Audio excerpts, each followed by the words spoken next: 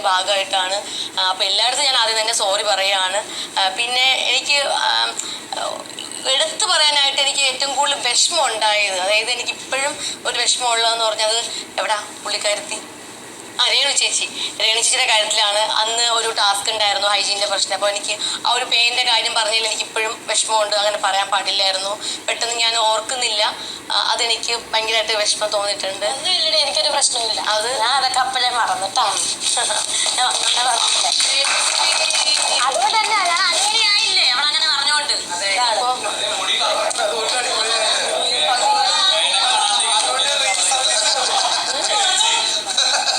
അപ്പോൾ എനിക്ക് ആ ഒരു കാര്യത്തിൽ ഭയങ്കര അപ്പോൾ എനിക്ക് ആ ഒരു കാര്യത്തിൽ ഭയങ്കര ഞാൻ പറയട്ടെ, ആ ഒരു കാര്യത്തിൽ എനിക്ക് ഭയങ്കര കുറ്റബോധം തോന്നിയിട്ടുണ്ടായിരുന്നു. അങ്ങനെ പറയാൻ പാടില്ലായിരുന്നു എന്നുള്ളത്. അപ്പോൾ അങ്ങനെ രേണു ചേച്ചിയാണ്. പിന്നെ നന്ദി പറയുകയാണെങ്കിലും അതും എല്ലാവരുടെയും കാര്യത്തിൽ നന്ദി. കാരണം ആരും സ്നേഹിച്ചിട്ടില്ല എന്ന് ഞാൻ പറയില്ല, എല്ലാവരും സ്നേഹിച്ചിട്ടുണ്ടായിരുന്നു. പിന്നെ വഴക്കിൻ്റെയും നമ്മളോരോ പ്രശ്നങ്ങൾ വരുമ്പോഴാണ് എല്ലാവർക്കും ദേഷ്യങ്ങൾ വരുന്നത്. പിന്നെ നിങ്ങൾക്കറിയാം, ഞാൻ പിണങ്ങിക്കഴിഞ്ഞാൽ ഞാൻ അങ്ങോട്ട് പോയി മിണ്ടുന്നൊരു സ്വഭാവം എനിക്കില്ല. പറഞ്ഞ് അത് ഞാൻ എന്താ പറയണ്ടേ, ഒത്തുതീർപ്പാക്കുന്ന ഒരു സ്വഭാവം എനിക്ക് ഇല്ല. പിണങ്ങിക്കഴിഞ്ഞാൽ പിന്നെ എൻ്റെ മനസ്സിൽ എന്തെങ്കിലും ഒരു വേദന വന്നു കഴിഞ്ഞാൽ പിന്നെ ആ വേദന തന്നെയാണ്. പിന്നെ എനിക്ക് അവരുടെ അഭിനയിച്ച് നിൽക്കാനും എനിക്കറിയില്ല. അതെ, പിണക്കാണെങ്കിൽ പിണക്ക് തന്നെ കാണിക്കും. പിന്നെ ഏതെങ്കിലും സാഹചര്യത്തിൽ നമ്മൾ ഗെയിം ടാസ്ക് എന്തെങ്കിലും ചെയ്യുകയാണെങ്കിലോ അല്ലെങ്കിൽ ഗെയിം ചെയ്യുകയാണെങ്കിലോ ഗെയിം നടക്കുന്ന സമയത്ത് മാത്രമാണ് ഞാൻ അങ്ങനെ മിണ്ടുന്നത്. പിന്നെ ഇവിടെ എനിക്ക് തോന്നുന്നു ഞാനാണ് അങ്ങനെ പോയി മിണ്ടാത്ത ഒരാൾ. അതുകൊണ്ടായിരിക്കും എല്ലാവർക്കും അടുത്തൊരു ദേഷ്യം എനിക്ക് തോന്നിയിട്ടുണ്ട്. അതങ്ങനെ ചെയ്യാത്ത കാരണം എന്ന് വെച്ചാൽ ഞാൻ പണ്ടേ അങ്ങനെയാണ്. ഞാൻ അങ്ങോട്ട് പോയി മിണ്ടുന്നൊരു സ്വഭാവം ഇല്ല. മനസ്സിൽ ഒന്ന് വെച്ചിട്ട് പുറമെ ഇങ്ങനെ അഭിനയിച്ച് നിൽക്കാൻ എനിക്ക് അറിയില്ല. അല്ല പറയട്ടെ. അപ്പോൾ എനിക്ക് നന്ദി, എല്ലായിടത്തും നന്ദി മാത്രമേ പറയുള്ളൂ. എല്ലാവരും സ്നേഹിച്ചിട്ടുണ്ട്, ഞാനും തിരിച്ച് സ്നേഹിക്കുന്നുണ്ട്. പിന്നെ എനിക്കിവിടെ വന്നപ്പോൾ ഇപ്പോൾ ശൈത്യയായിരുന്നു എനിക്ക് നല്ലൊരു ഫ്രണ്ടായിരുന്നേ. ശൈത്യ പോയതിന് ശേഷം ശൈത്യ ഉണ്ടായ സമയത്തും എനിക്ക് ആദ്യം നൂറേയും ഇപ്പോഴും ഞങ്ങൾ എത്ര വഴക്ക്, നമ്മൾ ഒരുപാട് അഭിപ്രായ വ്യത്യാസങ്ങളൊക്കെ വരാറുണ്ട്. എന്നാലും ഞാൻ മിണ്ടുന്നതിന് മുന്നേ അവരാണ് എൻ്റെ കൂടെ ഇപ്പോഴും പുറകെ നടന്ന് മിണ്ടുന്നതും എൻ്റെ കൂടെ സ്നേഹത്തിൽ നിൽക്കുന്നതും പിന്നെ എന്താ പറയണ്ടേ, എന്നെ മെൻ്റലി സപ്പോർട്ട് ചെയ്യുന്നതും. എന്ത് പ്രശ്നം വന്നാലും മാറിയിരുന്നാലും കണ്ടുപിടിച്ച് എന്നെ എപ്പോഴും മെൻ്റലി സപ്പോർട്ട് ചെയ്യുന്ന രണ്ട് വ്യക്തികളാണ് ആദിലയും നൂറയും. അപ്പം അവിടെ തന്നെ എനിക്ക് കൂടുതലും നന്ദി പറയണ്ടേ. പിന്നെ നന്ദി പറയുകയാണെങ്കിൽ പിന്നെ വേറെ ടീംസ് ഉണ്ട്. നമ്മുടെ ഒനിലേട്ടൻ, ഈ ഒരു അവസരം പറയാം, ഒനിലേട്ടനും അബി. Thank you.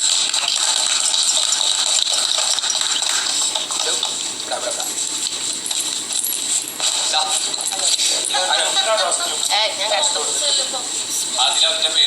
ഒരു ഡ്രോപ്പ് പോലെ വീഴുന്നത് എല്ലാരും ശ്രദ്ധിക്കല്ലേ. എന്താ മോനെയാക്കും.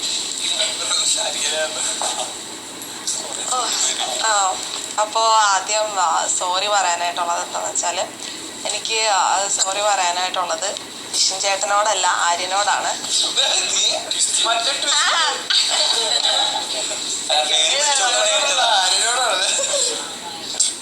കാരണം അത് നിങ്ങളെല്ലാവരും അറിഞ്ഞിട്ടുണ്ടോയെന്ന് എനിക്കറിയത്തില്ല. അത് ലാസ്റ്റിലോട്ട് ഉണ്ടായപ്പോൾ ഒരു സാധനമാണ്, അവൻ പോകുന്നതിന് മുന്നേ ഉണ്ടായിട്ടുള്ളൊരു സംഗതിയാണ്.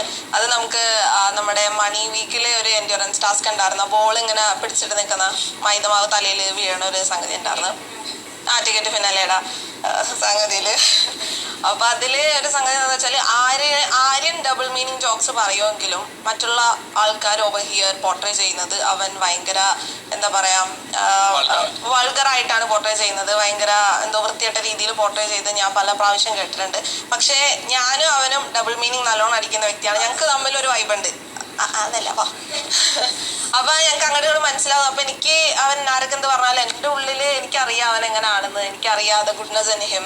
എനിക്ക് പിന്നെ അവനൊരു ചെറിയ അനിയൻ ഒരു സാധനം ഉണ്ട്. കാരണം നൂറിൻ്റെ അനിയൻ്റെ ഒരു ചെറിയൊരു സംഗതിയൊക്കെ വരും. ഇപ്പൊ എനിക്ക് ആ ഒരു സംഗതി എന്നോടുണ്ട് പലപ്പോഴും. അപ്പൊ ആ ഒരു ഇതില് എന്താ പറയാ, നൂറ അങ്ങനെ നിന്നപ്പോ അവിടെ കുറച്ച് സംഭവങ്ങൾ ഉണ്ടായിട്ട്, അതായത്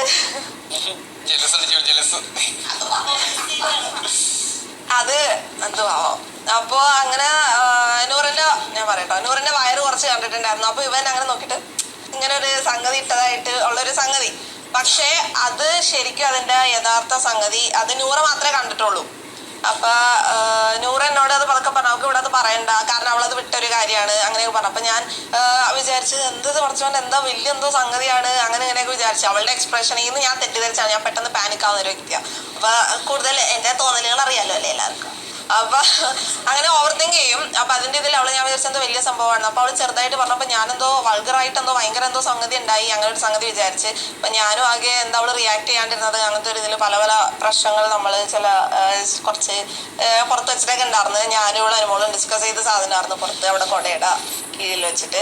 അപ്പോൾ പിന്നീട് സംസാരിച്ച് വന്നപ്പോഴാണ് അറിഞ്ഞത് അവൻ ജസ്റ്റ് നമ്മളോടൊക്കെ, ഞാനിപ്പോൾ അവൻ മായാർന്നപ്പോൾ ഞാനായിരുന്നു അവൻ്റെ വയറുമിട്ട് നുള്ളിയിരുന്നത്, അവൻ്റെ ചന്തിക്കിട്ട് അടിച്ചത്. നമ്മൾ തമ്മിൽ ആ ഒരു ഇതുണ്ട്, ഒരു നമുക്ക് നല്ലൊരു ഇതാണ്. അവൻ അങ്ങനത്തെ ഒരു ബാഡ് സംഭവം ഉള്ള ഒരു വ്യക്തിയല്ല. ഞാൻ കണ്ടതിൽ വെച്ചിട്ട് ഇവിടെ എനിക്ക് ഏറ്റവും ഭയങ്കര കാര്യമുള്ളൊരു ആൾ ആര്യനാണ്.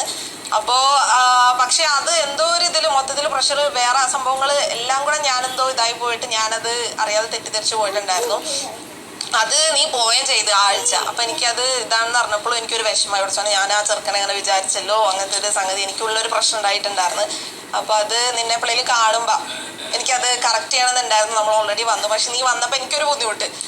നിനക്കത് ബാഡ് അടിച്ചിട്ടുണ്ടാവോ, അതായത് നിന്നെ അങ്ങനെ ഒരു രീതിക്ക് എനിക്ക് ചിത്രീകരിക്കണ്ട, ആര് ചിത്രീകരിച്ചാലും. പക്ഷെ അത് ആ ഒരു സിറ്റുവേഷന്റെ ഇതിൽ അത് അങ്ങനെ വന്നുപോയി. പക്ഷെ നീ അന്ന് കാണിച്ചത് വെറുതെ നമ്മൾ എല്ലാവരും ഇങ്ങനെ കാണിക്കുന്നത്, നമ്മൾ അങ്ങോട്ടും ഇങ്ങോട്ട് അടിക്കലും കെട്ടിപ്പിടിക്കലൊക്കെ ഉള്ളതാണ്. അവൻ അങ്ങനത്തെ ഒരു മീനിങ് എടുത്ത് പറയുന്ന ഒരു വ്യക്തിയല്ല. അപ്പൊ അത് എനിക്കുള്ളിലൊരു വെയിറ്റ് ആയിരുന്നു. എനിക്ക് അവൻ എന്റെ അപ്പൊ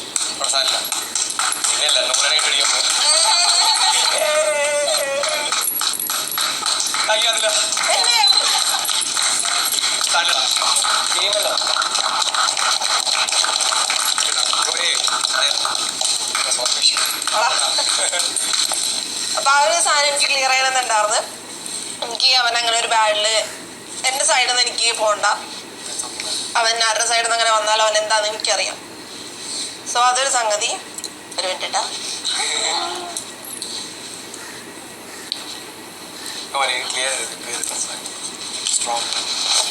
ഇനി അടുത്തത് എനിക്ക് താങ്ക് യു പറയാൻ, നന്ദി പറയാനുള്ളത് അനുമോളോടാണ്. കാരണം അനുമോളിപ്പോൾ പറഞ്ഞിട്ടുണ്ടായിരുന്നു ഒരു വഴക്കുണ്ടായ ആളുടെ പുറകെ പോകണം അങ്ങനത്തെ ഉള്ളൊരു സംഗതിയിൽ. അപ്പം ഞാൻ പോയി നിന്നിട്ടുണ്ടായിരുന്നു. പക്ഷെ പോയിട്ടും ആ ഒരു സംഗതി ഒരു ചേഞ്ചും കണ്ടിട്ടില്ല. നമ്മൾ മനുഷ്യർ അങ്ങോട്ടും ഇങ്ങോട്ടും ചേഞ്ചസ് വേണം.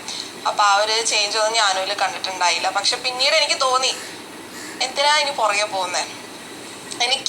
ഞാൻ പുറത്ത് ആണെങ്കിലും എല്ലാവരോടും ഒരു ഞാൻ അങ്ങോട്ട് എഫേർട്ട് ഇടുന്ന ഒരു വ്യക്തിയാണ്. അപ്പോൾ എനിക്കിവിടെ വന്നിട്ട് എനിക്ക് അതിന് കുറച്ച് ലൈഫ് ലെസൺസ് പഠിപ്പിച്ച് തന്നിട്ടുണ്ട്. അങ്ങോട്ട് പോയിട്ട് നിന്റെ സെൽഫ് റെസ്പെക്റ്റ് കളയണ്ടെന്ന് എനിക്ക് തോന്നിയിട്ടുണ്ട്.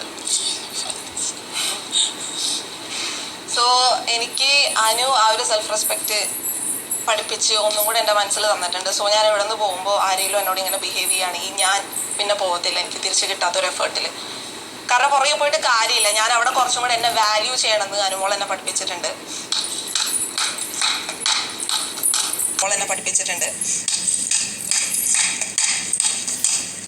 രണ്ടാമത്തെ കാര്യം എന്താ വെച്ചാൽ ഞാൻ ഈസിലി മാനിപ്പുലേറ്റഡ് ആവുന്ന ഒരു വ്യക്തിയാണെന്ന് അനുമോൾ എന്നെ പഠിപ്പിച്ചു. അതെ, ഞാൻ ഈസിലി മാനിപ്പുലേറ്റഡ് ആവുന്ന ഒരു വ്യക്തിയാണ് എന്ന് അനുമോള് എന്നെ കാണിച്ചു തന്നിട്ടുണ്ട്. അവളുടെ തന്നെ ഞാൻ പല പ്രാവശ്യം മാനിപ്പുലേറ്റഡ് ആയി പോയിട്ടുണ്ട്. ജോക്കല്ല, ഞാൻ സീരിയസ് ആയിട്ട് വന്നതാണ്. മനസ്സിലാവുന്നുണ്ടേ. അപ്പൊ എൻ്റെ ഉള്ളിൽ നിൽക്കുമ്പോൾ ഞാൻ പല വന്ന ആൾക്കാരോട് പറഞ്ഞു ഞാൻ ഉള്ളിലൊരു സാധനം വെച്ച് നിൽക്കുക, എനിക്കത് പൊട്ടിയാൽ ഞാൻ എവിടെയെങ്കിലും സൈഡാവും. സോ ഇവിടുന്ന്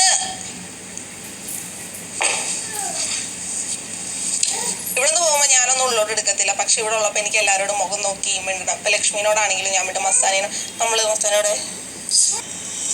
ഇവിടുന്ന് പോകുമ്പോൾ ഞാനൊന്നും ഉള്ളോട്ട് എടുക്കത്തില്ല. പക്ഷെ ഇവിടെ ഉള്ളപ്പോൾ എനിക്ക് എല്ലാവരോടും മുഖം നോക്കി മിണ്ടണം. ഇപ്പൊ ലക്ഷ്മിനോടാണെങ്കിലും ഞാൻ മിണ്ടും, മസ്താനോട് നമ്മളിരുന്ന് സംസാരിക്കാൻ കാര്യങ്ങളൊക്കെ ചെയ്തിട്ടുണ്ട്. ലൈക്ക് നമുക്ക് പല അഭിപ്രായ വ്യത്യാസങ്ങൾ ഉണ്ടാവും. പക്ഷെ എന്നാലും നമ്മളിരുന്ന് സംസാരിക്കും. പക്ഷേ പറയുന്ന കാര്യത്തിന് ഒരു ഇത്തിരി പോലും ജെനുവിനിറ്റി ഇല്ലാതെ പറഞ്ഞാലും ഓപ്പോസിറ്റ് നിന്ന് അതിലേക്ക് അത് ആളെ മനസ്സിലാക്കിയിട്ട് ഒരു റെസ്പോൺസും കൊടുക്കാതെ കേട്ട് ഇങ്ങനെ ഇരിക്കാൻ പറ്റുമെന്ന് എന്നെ പഠിപ്പിച്ചത് അനുമോള. Thank you for that. കാരണം കുറേ ആൾക്കാർ മുന്നിൽ വന്നിട്ട് ഫേക്ക് ആയിട്ട് നിൽക്കുമ്പോൾ പുറത്ത് നിൽക്കുമ്പോൾ ഞാൻ കുറേ എന്താ പറയുക, ഇപ്പോൾ വീട്ടിൽ നിന്നാണെങ്കിലും എന്താണെങ്കിലും എനിക്ക് ആ ഫേക്ക്നെസ് ഞാൻ മൊത്തത്തിൽ തുടച്ച് നീക്കിയിട്ട് ഇപ്പോൾ ഫേക്ക് ആയിട്ട് നിൽക്കുന്നുണ്ട് മുന്നിൽ നിന്ന് ഒരാൾ വന്നാൽ എനിക്ക് ആ നെഗറ്റീവ് വൈബ് അടിച്ചാൽ ഞാൻ മാറിപ്പോവും. ഞാൻ എൻ്റെ പീസ് സേവ് ചെയ്യുന്ന ഒരു വ്യക്തിയായിരുന്നു. പക്ഷെ ഇവിടെ വന്നപ്പോൾ എനിക്ക് എല്ലാവരോടും ഇൻട്രാക്ട് ചെയ്യാൻ പറ്റുന്നുണ്ട്. ആ ഒരു ഫേക്ക്നെസ് ഉണ്ടെങ്കിലും എനിക്ക് ഇൻട്രാക്ട് ചെയ്യാൻ എന്നെ പഠിപ്പിച്ചത് അനുമോളാണ്. അതിനും ഒരുപാട് താങ്ക്സ് ഉണ്ട്. പിന്നെ അതിന് കൈയടിയില്ല.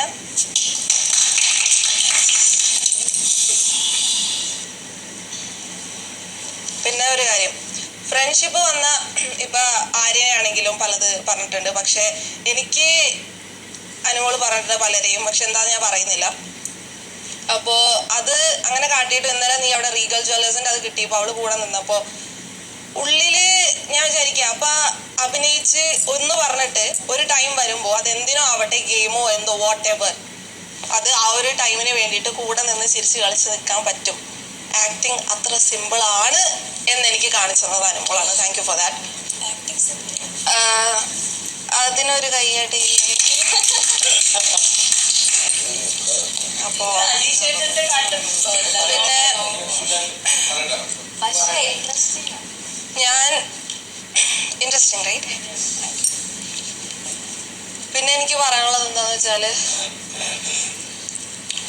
എത്ര ക്ലോസ് ആയിട്ട് ഫ്രണ്ട്സ്, ഞാൻ വിചാരിച്ചു പുറത്തുനിന്ന് ഫ്രണ്ട്ഷിപ്പ് അങ്ങനെ ഒന്നും ഇവിടെ വന്നിട്ട് എല്ലാവരും ആ ഒരു വൈബ് കീപ്പ് ചെയ്യുന്നത്, അങ്ങനെ ഒരു സംഗതി അതൊന്നും പുറത്തു പോയാൽ ഉണ്ടാവൂല എന്ന് അനുമോള് ഇവിടെ നിന്നല്ല പല പ്രാവശ്യം പ്രൂവ് ചെയ്ത് തന്നതിന് ഒരുപാട് താങ്ക്സ്. എൻ്റെ ഉള്ള ആ ഒരു എക്സ്പെക്ടേഷൻ ഒടഞ്ഞു പോയി. അപ്പൊ എനിക്ക് പുറത്തു പോയിട്ട് ആ ഒരു എക്സ്പെക്ടേഷൻ ഇല്ലാതെ ആദില എന്നൊരു വ്യക്തിക്ക് ജീവിക്കാൻ പറ്റും. ആര് വന്നും ഇന്ത്യയിലും ഇല്ലെങ്കിലും ഞാൻ ക്ലോസ് ആയിട്ട് എടുത്തുള്ള ആൾക്കാരുണ്ട്. അതിന്റെ മിണ്ടിയിൽ എനിക്ക് കുറച്ച് വിഷമം ഉണ്ടാവും, പക്ഷെ വിഷമിക്കണ്ട, അതെന്തെങ്കിലും റീസൺ ഉണ്ടാവും. നീ നിന്റെ വാല്യൂ ചെയ്യുക എന്ന് എനിക്ക് പഠിപ്പിച്ചത് അനുമോളാണ്. Again thanks for that. പിന്നെ ഇവിടെ ഞാൻ ഒത്തിരി തെറ്റിദ്ധരിച്ചത് അക്ബർ ഖാനെയാണ്. അതും ഞാൻ മാനിപ്പുലേറ്റഡ് ആയി പോയ ഒരു സംഗതിയാണ്. പക്ഷെ നിങ്ങൾ നല്ലൊരു വ്യക്തിയാണ്, എനിക്കറിയാം. നമ്മൾ തമ്മിൽ ആ ഒരു സംഗതി ഉണ്ട്. അപ്പോ അതിൽ മൊത്തത്തില് ഞാൻ മാനിപ്പുലേറ്റഡ് ആയി പോയി ഒരു ഗെയിമർ ആയിരുന്നു എന്ന് എനിക്ക് തോന്നുന്നു. അപ്പോ മാനിപ്പുലേറ്റഡ് ഗെയിമർ. അപ്പോ ഇപ്പൊ അക്ബർ ഖാടെ ആണെങ്കിലും ഈ എന്താ പറയാ PR-ന്റെ കാര്യമാണെങ്കിലും എന്താണെങ്കിലും വെളുപ്പിക്കലാണെന്നൊക്കെ കേൾക്കുമ്പോൾ ഞാൻ വിശ്വസിച്ചു പോയിട്ടുണ്ട്. I am sorry four that. കാരണം നമ്മള് എന്താ അപ്പൊ അങ്ങനെ അത് പല ഇതിൽ ഞാൻ മാനിപ്പുലേറ്റഡ് ആയി പോയിട്ട് പലരോടും എനിക്ക് ഉള്ളിൽ ഒരു ബുദ്ധിമുട്ടായിട്ട് നിന്ന പല നിമിഷങ്ങൾ എനിക്ക് ഉണ്ടായിട്ടുണ്ട്. എല്ലാവരോടും ഓരോ വ്യക്തികളെ മാത്രമാണ് പറയേണ്ടത്. സമയപരിമിതിയുണ്ട്. ഉണ്ട് കഴിഞ്ഞു. അപ്പൊ അതിന് മാനിപ്പുലേറ്റഡ് ആയി പോയിട്ട് പല പ്രാവശ്യം പലരുമായിട്ട് ഓരോ സംഗതികൾ എൻ്റെ മൈൻഡിൽ വന്നിട്ടുണ്ട്. മൊത്തത്തിൽ പറഞ്ഞിട്ടുണ്ടാവില്ല ഞാൻ പുറത്ത്, പക്ഷെ എൻ്റെ ഉള്ളിലുണ്ടായിരുന്നു. അതിന് സോറി. അപ്പോൾ അതിന് അനുമോള് എനിക്ക് ലൈഫിൽ എത്രത്തോളം ലെസൺസ് പഠിപ്പിച്ചെന്ന്, ഒരാൾ മുഖത്ത് നോക്കി ഫേക്കായിട്ട് ഇപ്പോൾ ഇന്നലെ നീ പറഞ്ഞിട്ടുണ്ടായിരുന്നു ഇവിടെ ഫ്രണ്ട്ഷിപ്പ് ഒന്നും ഉണ്ടാക്കാനല്ല വന്നത്, ഗെയിം കളിക്കാനാണ്. ഗെയിം അവളത് പ്രൂവ് ചെയ്തിട്ട് വന്ന് ആ അഭിനയിച്ച് മിണ്ടാൻ കാണിച്ച മാനസ് എൻ്റെ മോളെ.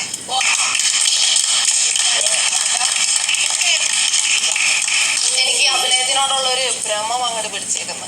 ഇറങ്ങിയിട്ട് എനിക്ക് പഠിക്കണം എന്ന് എനിക്ക് ആഗ്രഹമുണ്ട്. അപ്പം അതിനും അനുമോൾ എനിക്കൊരു ഇൻസ്പിറേഷനാണ് ആക്ടിങ് ബേസിൽ നോക്കുമ്പോൾ.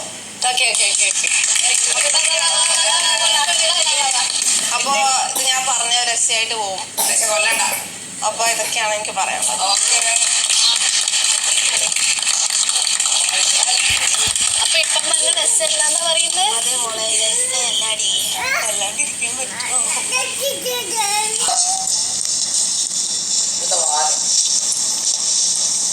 എനിക്ക് സത്യം പറയണല്ലോ ആരോടും സോറി ഒന്നും പറയാനില്ല.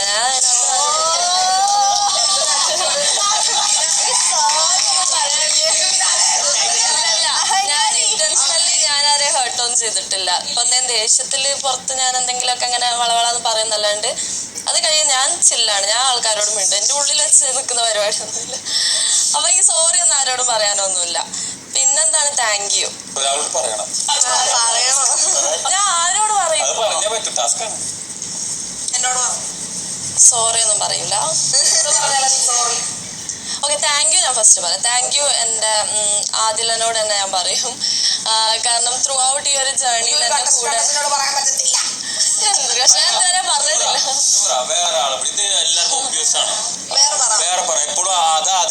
ഞാൻ എപ്പോഴും പറയലില്ല. അല്ല അതിലെന്തായാലും ഉറപ്പാണ്. വേറെ ഒരാളെ നോക്കി പറയാം.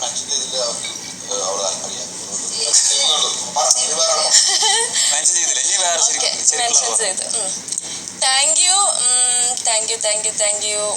എനിക്കിപ്പോൾ കുറച്ച് ആൾക്കാർ പേരുണ്ട് സപ്പോർട്ട് ചെയ്ത്, ഇമോഷണലി ഞാൻ ഡൗൺ ആകുമ്പോൾ എന്നെ ഒന്ന് ചില്ല് ചെയ്ത് ഇതാക്കുന്ന ആൾക്കാരുണ്ട്. ഒരാളോട് താങ്ക് യു, ഓക്കെ ഒരാളോട് സോറി. മനസ്സിലായി ടാസ്ക് കൃത്യമായി ചെയ്യൂ. ഓക്കെ ഞാൻ ശൈത്യനോട് താങ്ക് യു പറയാണ്. കാരണം എന്താ വെച്ചാല് നമ്മളിപ്പോ ഭയങ്കര ഡൗൺ ആയിട്ട് നിൽക്കുന്ന സിറ്റുവേഷൻസിലൊക്കെ ആള് വന്നിട്ട് ഓക്കെ കുറെ എന്താ പറയാ പറഞ്ഞാൽ മോട്ടിവേറ്റ് ചെയ്ത് എന്താ പറയാ ഡൗൺ ആയി നിൽക്കുന്ന സമയത്ത് ഒന്ന് നമ്മളെ ചില്ല് ചെയ്ത് മോട്ടിവേറ്റ് ചെയ്തൊന്ന് അന്ന് ശരിയാക്കി എടുക്കുന്നതായിട്ട് എനിക്ക് തോന്നിയിട്ടുണ്ട്. അപ്പൊ ഞാൻ ശൈത്യനെ ഞാൻ താങ്ക് യു പറയും. പിന്നെ സോറി ഞാനിപ്പോ ആരോട് പറയാനാണിത്?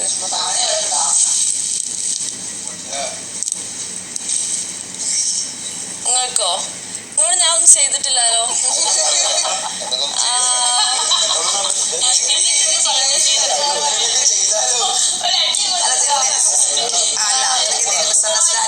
ഓക്കെ ഞാന് ശാരിക ചേച്ചിനോട് സോറി പറയാം. കാരണം എന്താ വെച്ചാല് ഇന്നലെ ഒരു ഫൈറ്റ് ഉണ്ടായി. അപ്പൊ ഞാൻ എന്റെ ദേഷ്യത്തിൽ എന്തോ പറഞ്ഞു പോയിട്ടുണ്ട് തോന്നുന്നു. അത് നിങ്ങൾക്ക് നല്ലോണം ഹേർട്ടായും തോന്നുന്നുണ്ട്. അപ്പൊ അത് എന്റെ മനസ്സിൽ തട്ടി ഞാൻ സോറി പറയാം.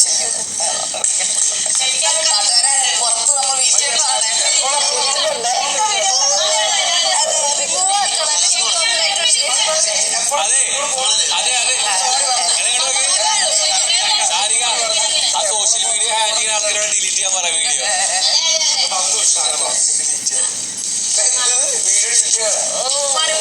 സോഷ്യൽ മീഡിയ ഹാൻഡിലിനോട് വീഡിയോ ഡിലീറ്റ് ചെയ്യാൻ പറയും.